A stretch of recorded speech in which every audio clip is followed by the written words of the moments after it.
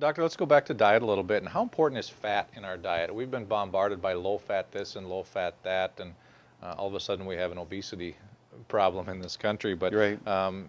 is there a connection there, and how important is fat? Fat is very important as an essential agent in our bodies. So what happened is Americans started eating too much fat and the wrong kind of fat. And so the officials held up their hand, they said, time out, let's get rid of all the fat. And then they realized, no, what they replaced the fat with in the food was sugar, which was much worse than the fat in the beginning. We played tricks on Mother Nature. During World War II, we drafted the farmers, we sent them over to to fight. We didn't have enough butter, and so the Army says, I'll tell you what we're going to do.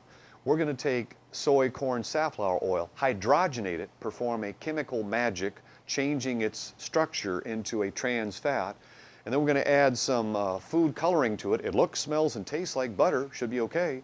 Now we find those prefabricated chemicals are much worse than the fats that we replaced them with.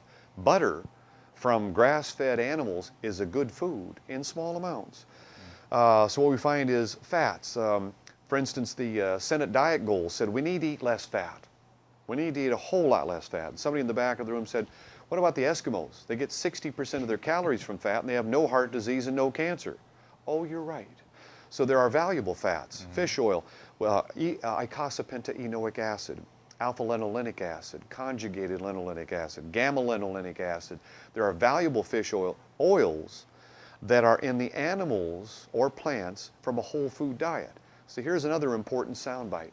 A whole food diet that's based upon one's ancestral diet. So did our ancestors eat boneless, skinless chicken breast? No, they ate the whole animal. I was born on a farm in Illinois. The only thing they waste on an animal was the squeal. Everything was consumed. And that includes the skin, the cartilage, the fat. And what you find is, if you look at prostaglandin metabolism, saturated fat does not enter into the equation.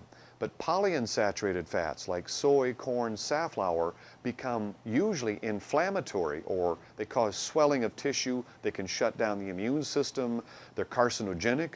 So we took what were good fats, which is the neutral fats like animal fats, and replaced them with polyunsaturated fats, which have all sorts of negative things. We took butter and replaced it with margarine. We took out all the fat and replaced it with sugar.